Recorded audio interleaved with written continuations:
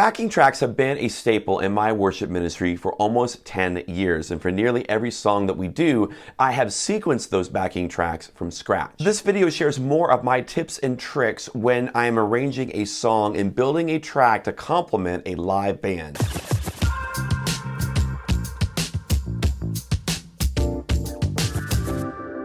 Hi, I'm Dave Dolphin at PracticalWorshipBlog.com, sharing ideas, tips, and practical advice for the everyday worship leader. On this channel, we have weekly videos that help you lead a worship band and be a leader of people. So if you haven't already, consider subscribing so you don't miss the next one. In a previous video, I showed you the foundational sound that I use for pretty much every song that I create, and it's the pad sound. I'll put a link to that video in the upper right corner and also in the description down below, just in case you missed it. Today, I want to expand our sound toolbox beyond just the pad sound, so let's pull up GarageBand again. So I pulled up the song Living Hope. This is the Bethel version. Let me play a little bit of this track so you can just kind of get some context of what we're working with here.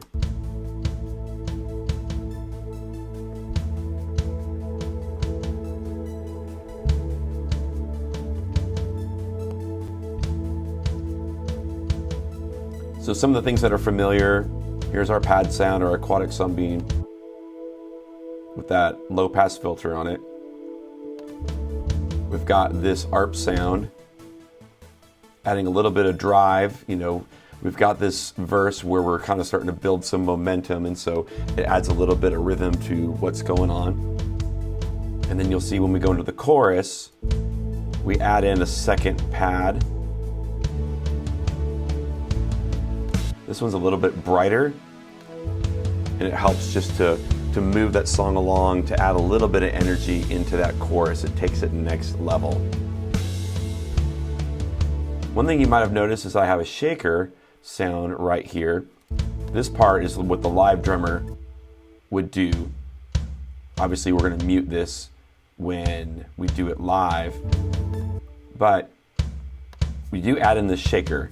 Shakers are, and tambourines too, adding in shakers that are doing like 16 notes helps to lock in that tempo, especially on tom grooves like this song, or if you have a song that's 6/8, it allows the drums to be a little bit more, sloppy is not the right word, and I'm not even meaning like, you know, this helps a bad drummer sound good, although that certainly can be the case. It just gives the drummer a chance to be a little bit more creative and accent certain things. And then you've got this one thing that is just locking that tempo down. And so you probably can't hear it all that much. But if I take it away, you notice something is missing. And that's how you know you put that shaker in just right. Shakers and tambourines, especially on choruses of songs, I will always add that in just to lock that tempo in. It just makes the whole band sound just a little bit tighter. And even a good band, I'm not saying like a bad band trying to cover up mistakes. I'm saying a good band, it just helps to tighten that up. If you listen to songs on the radio, if you listen for it, I guarantee you there is a shaker or a tambourine that is in there that is locking that tempo in, and it makes the whole song sound tighter. Here's something else that I like to do, and it has to do with organ sound. So here's that last verse in Living Hope, getting ready to go into that final chorus. And if you want to go into that final chorus of the song and you want to add just that last punch, you want to take things to 11, so to speak, one of the things that I will do is I will replace my pad sounds with an organ sound. An organ's going to do the same kind of a thing where it fills in those cracks, but it does it in a much kind of an edgier way.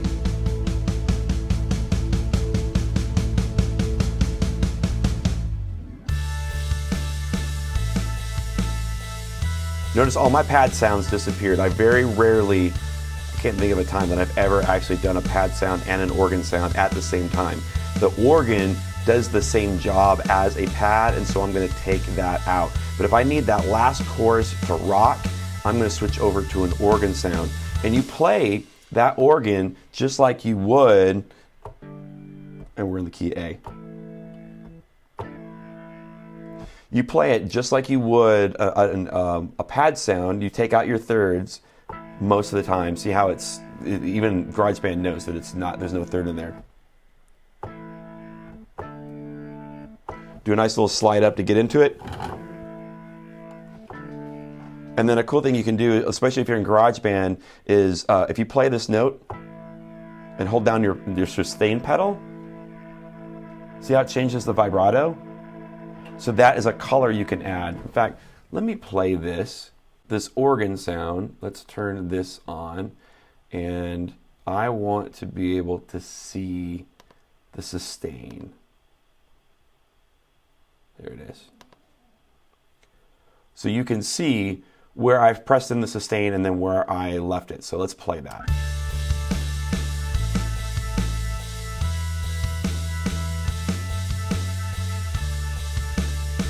If I'm going to hang on a chord for a little bit,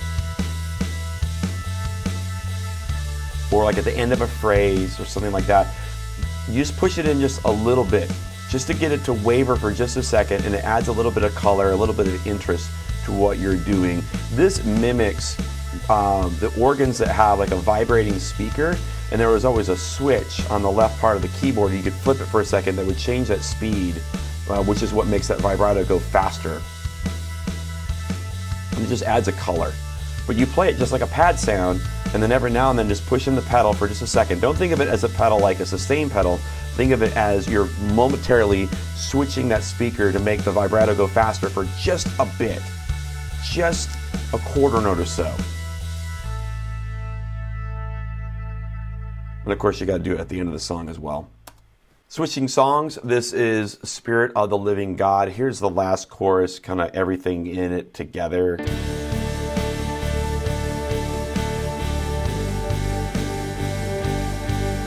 We got our shaker sound, locking in that tempo. We've got our synth bass that is going. Adding even a little bit of rhythm because it's got a little bit of an arp to it. Got our aquatic sunbeam. I tell you, it's in every song I do, pretty much. And then that pad as well. Adding in 1/3 pad just to lift the turn that's happening in this song.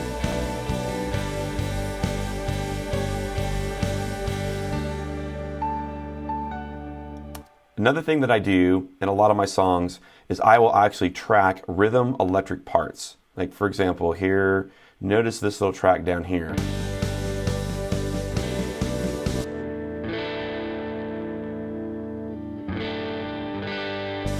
What that does is that frees up the rhythm electric, or the guitar player that's playing live on the stage. He can play higher up on the neck.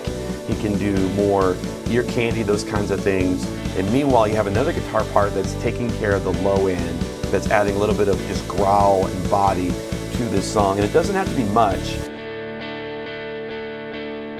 Basic chords, maybe power chords or acoustic style chords, depending on whatever's cleaner. But like even in this section where we're building, they're just playing diamonds. They're just playing whole notes where you just let that chord ring out, let the guitar and the distortion and everything just do what it's designed to do to fill in all of those interesting frequencies within that lower part.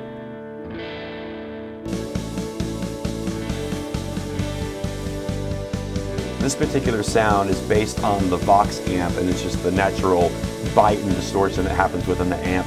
I actually have another sound too that is based on the orange amp, and with a distortion pedal that adds like a lot of crunch and a lot of heaviness, which would seem like out of place in a lot of songs. But if you add that sound in there, lots of crunch and lots of distortion, super heavy, but then turn it low in the mix, it's gonna fill up that lower spectrum, make the song sound nice and full, and not necessarily like a Metallica song, like you would think it would sound like when you just solo that particular instrument. And the final thing I'll say is, let's go to the beginning of this song here.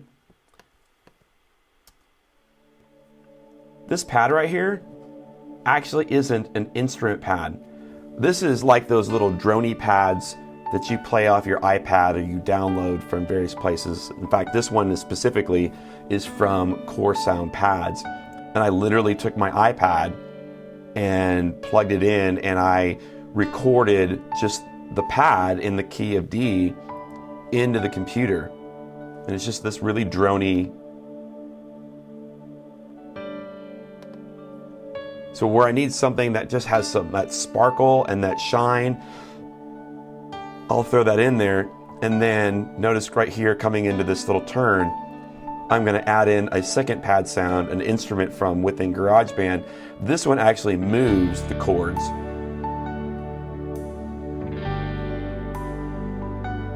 And I layer that on top of the drone pad that's just basically playing a D chord for the entire length of a song. But a lot of those pads that you download from various places, you can incorporate them into your tracks as well, especially a song like this, where you just want that really shimmery, sparkly pad at the beginning and not a lot of movement. Let the piano move around the chords, and then this kind of locks in that key of the song. That can be a really neat trick as well. All these sounds that we're talking about, pads and organs and shakers and rhythm electric sounds, all of these things that we're creating to accent and add to what the live band is doing, all these sounds should be felt more than they're heard. When they're mixed in with the rest of the band, I shouldn't hear them. Now, if I'm listening for them, yeah, I can pick them out, but I shouldn't notice them.